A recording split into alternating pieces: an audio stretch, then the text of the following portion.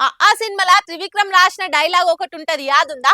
శత్రువులు ఎక్కడనో ఉండర్రా, అక్క చెల్లె కూతుల రూపంలో మన ఇంట్లోనే మన చుట్టూతోనే మారువేషాలు వేసుకొని తిరుగుతుంటారని. ఆ డైలాగ్ ఇప్పుడు ఎవరన్నా కనెక్ట్ అవుతారో లేదో గానీ ఏపీ సీఎం జగనన్న మాత్రం మస్తు కనెక్ట్ అవుతాడు. చెల్లె షర్మిలిస్తున్న షాకులు, పోటీగా షాల్ చేస్తున్న యాత్రలు చూస్తుంటే గాట్లనే అనిపిస్తుంది మరి.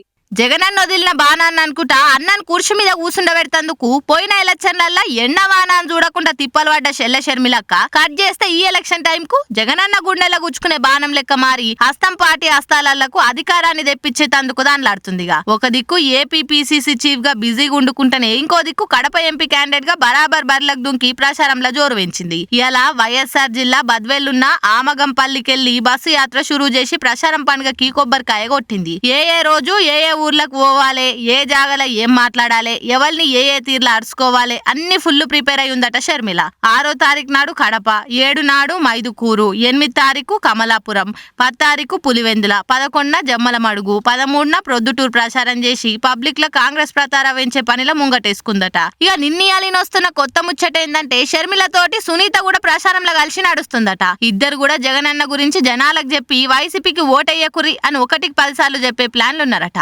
ఇప్పటికే షర్మిల పాక పార్టీలో చేరే వరకల్లా చెల్లెకే న్యాయం చేయలేనోనివి జనాలకే న్యాయం చేస్తావు జగన్ అనుకుంటా కూటమి పార్టీలు మాటల మంటలు పుట్టిస్తున్నాయి. అది చాలనట్టు సునీత కూడా జగన్ కు ఎగనెస్ట్ గా అయ్యే వరకల్లా బాబాయిని చంపించింది ఎవరో అందరికి తెలిసిపోయింది అనుకుంటా ప్రతిపక్ష పార్టీలు తలో తీరు కామెంట్లు చేస్తున్నాయి. ఇప్పుడు వైసీపీకి వెళ్లి కడప ఎంపీ క్యాండిడేట్ గా అవినాష్ రెడ్డి నిలబడితే పోటీగా కాంగ్రెస్ కి వెళ్లి షర్మిల ఎంపీగా నిలబడుతుండే వరకల్లా కడప పాలిటిక్స్ మస్తు హీట్ అయినాయి. ఇప్పుడు మరిగా ప్రచారంలో షర్మిలక్క వేల్చే బాంబులతోని ఇంకెంత రచ్చ అవుతుందో చూడాలిగా.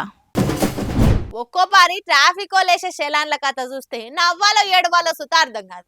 బండికి హెల్మెట్ లేదని ఫైన్ వేస్తే ఒక లెక్క ఉంటుంది, కారుకు సీట్ బెల్ట్ లేదని వేసినా ఒక లెక్క ఉంటుంది. ఇట్లా లారీలు, టాటా సుమోలు, ఆటోలు దేనికి తగ్గట్టు దానికి శలాన్ వేసినా ఒప్పుకుంటారు. కానీ అర్థం లేకుండా ఇట్లా సంబంధం లేని దానికి శలాన్ వేస్తే ఏందన్నట్టు ఈ ట్రాఫిక్ వాళ్ళు మతుండే వేసిర్రా లేక కావాలని వేసిర్రా? ఇన్నరా అమ్మాగి సంగతి. ట్రాక్టర్ నడిపేట ఆయనకు సీట్ బెల్ట్ లేదని చలానేసిరు.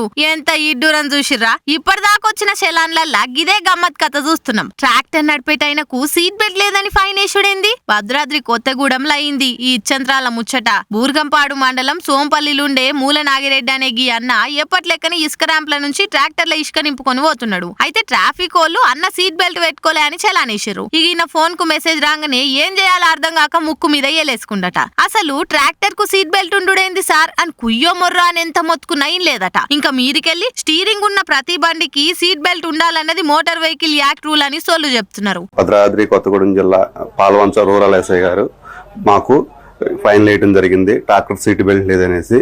ట్రాక్టర్ సీట్ బెల్ట్ ఉంటుందా ఉండదా అనేది అవగాహన తెలియకుండా వేశారని మేము అనుకుంటున్నాము.